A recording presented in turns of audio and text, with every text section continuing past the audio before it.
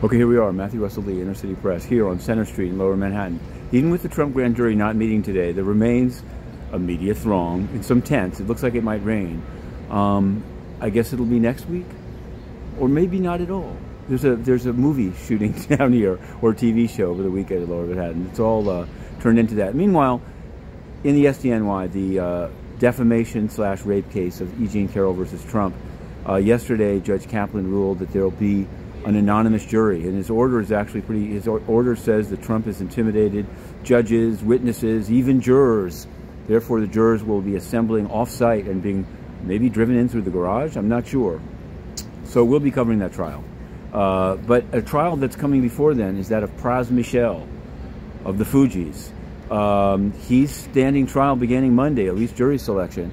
And this morning, it's a bit of a long story. He was lobbying for China for the extradition of Mr. Guo. He's allegedly so. He admits that he worked for that, but he said he was doing it for the benefit of the U.S. We'll see how it plays out at trial. He was bringing money from Joe Low to a couple of campaigns, Obama's too. Obama was ruled out as a witness, but only this morning, Inner City Press wrote it up minutes after the filing.